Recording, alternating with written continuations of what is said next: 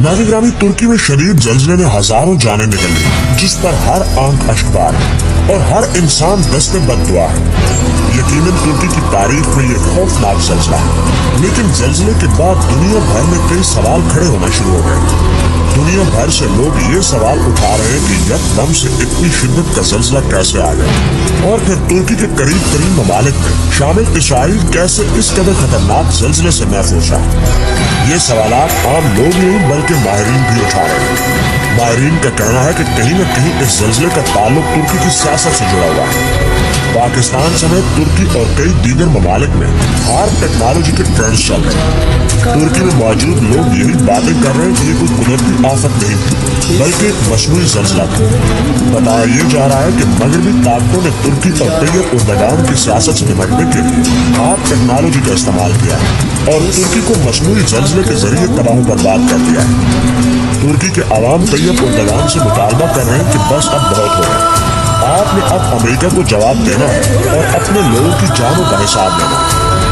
दोस्तों, तैयब उर्दगान अमेरिका की आंखों में आंखें डालकर एक खतरनाक जंग लड़ रहा है। मुसलमान ममालिक के सरबराहान में तैयब उर्दगान वाहिद लीडर है जो अमेरिका को मुंह तोड़ जवाब देते और किसी किस्म की कमजोरी का मुजाहरा नहीं करते। यही वजह है कि दुनिया भर से माहिरीन ये दावा कर रहे हैं कि ये जल्जला मगरबी ताकतों ने तैयब उर्दगान से निपटने के लिए तजर्बे के तौर पर तुर्की में शुरू किया।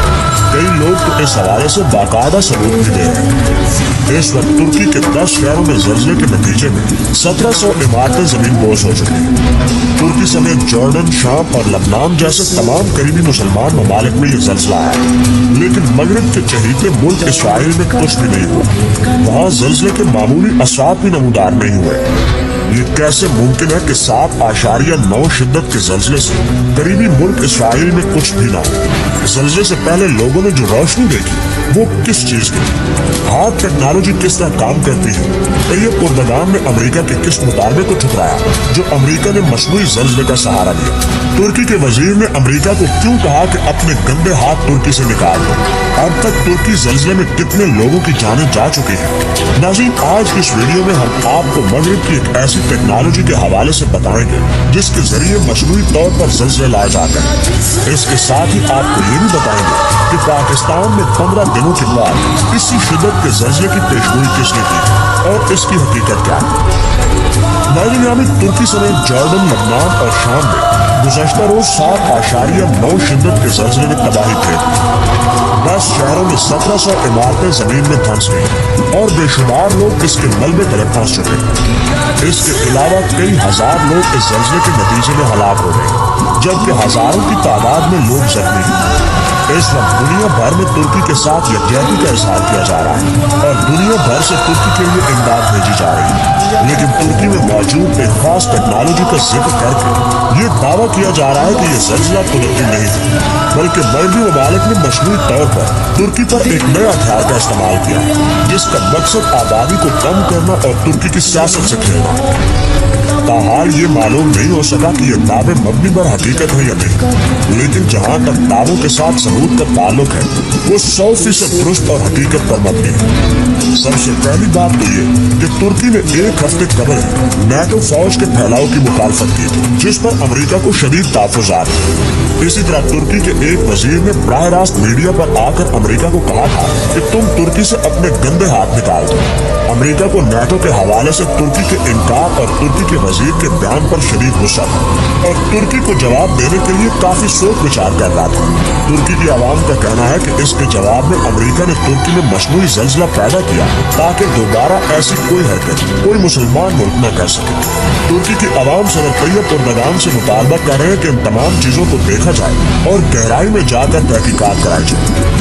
इसके अलावा तुर्की में जर्मनी, हॉलैंड और बरतानिया ने अपने कौंसलेट बंद कर दिए थे और ये इल्जाम लगाया था कि तुर्की में बड़े पैमाने पर दहशतगर्दी शुरू होने जा रही है, इसलिए कौंसलेट बंद किए जा रहे हैं। यहाँ माहिरीन का कहना है कि शायद ये ममालिक इस मंसूबे के बारे में जानते थे, इसलिए खुद यहाँ से निकलने को तरजीह दी। दोस्तों, एक लम्हे के लिए मान लेते हैं कि ये तमाम दावे महज दावे ही हैं, लेकिन इस हकीकत को कोई कैसे नजरअंदाज कर सकता है कि तुर्की में जल्जले से कबल और जल्जले के दौरान जो रोशनी और पुरस्कार बादल देखे गए वो कहाँ से आए। लोग कह रहे हैं कि हमने अपनी आंखों से जल्जला आने से कबल कोई आग या रोशनी देखी। इतनी तेज रोशनी कभी भी जल्जले के वक्त नमूदार नहीं हुई। ये कहाँ से है?